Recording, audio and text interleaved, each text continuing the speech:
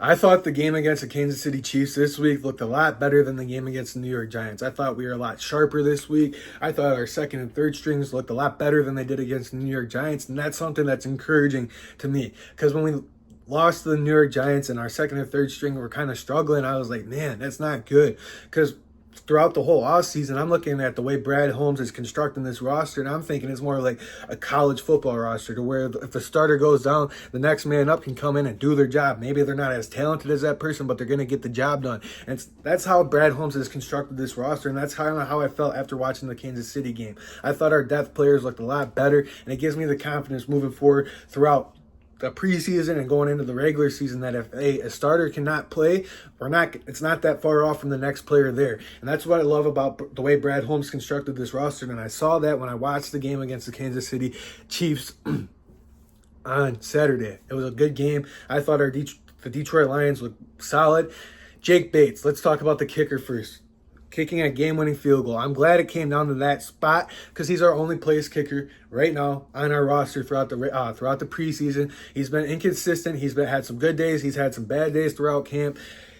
I didn't really see him against the New York Giants, so I'm going to talk about what I saw against the Kansas City Chiefs. That first field goal was a boot. It was like a 54 or 56 yarder, and I had some yardage to keep going as a good field goal, but you can't be missing extra points. This is something he's got to not do in the regular season because it's going to drive me crazy. Kickers that miss an extra point drive me nuts. It's your one job. That should be just routine. Kick it into the middle of the field goal post and let's do it. So we can't be missing extra points, but I'm glad it came down to a pressure situation and he came down and kicked the game-winning field goal. That's huge confidence boost, and now let's start working on these extra points because I thought he did look pretty solid against the Kansas City Chiefs. Let's see how he looks against the Steelers, and let's keep building confidence in Jake Bates because we're going to need him in spots where we're at the 50 and we need a kick, or not 50, or we're at the 42 and do we punt? Do we go for it? Can we rely on Jake Bates? We finally have a boot kicker that could kick it that far, and we got to be able to trust him. So glad that built his confidence, and that's what I'm going to talk about, Jake Bates. Another Brad Holmes, you know what, man? This is great. Brad Holmes is a G at drafting, man. Sione Vaki. He had 80 or 90 total scrimmage yards the other day, 21 or 22 yards rushing, 60 yards receiving. This is going to be probably your running back four, but he's probably going to be more of your special teams ace. And if he can get on the field, whatever, the more the better. Because look at our offense right now. You got Jahmyr Gibbs. You got David Montgomery. You got St. Brown. You got Jamo. You got Laporta. Then you got Craig Reynolds. And then you got Sione Vaki. So whoever comes in, like I said about the depth pieces, right? They're not that far off from the top. Yeah, Jahmyr Gibbs is uber talented. Yeah, Jamo's uber talented.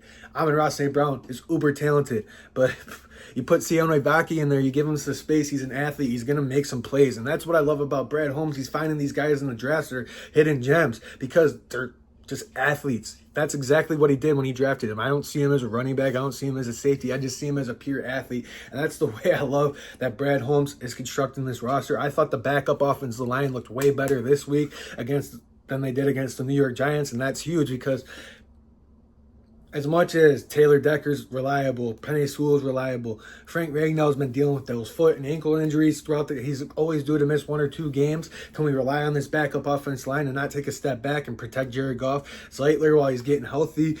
And then you got Graham Glasgow over there. I thought our backup offensive line looked pretty solid last night. And let's talk about wide receiver 4, wide receiver 3.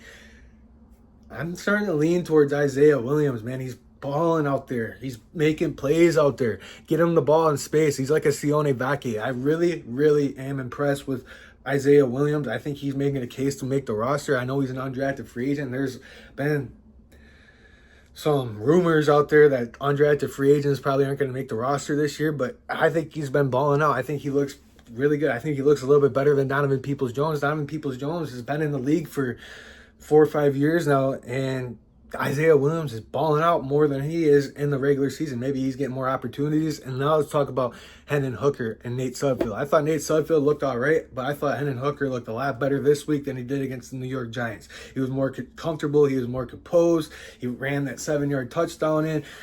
All I'm looking for in this backup quarterback is if Jared Goff were to go down, God forbid that doesn't happen, that you guys can, with that starting offensive line, Taylor Decker, Zeitler, Ragnow, Glasgow, Penny Sewell, can you guys win me a football game? I would hope so. With that starting offensive line, them giving you space, and you got all the talent in the world, all we need you to do is not turn the ball over and move the ball down the field. And I was impressed enough to think that Hendon Hooker and Nate Sudfeld were both able to do that.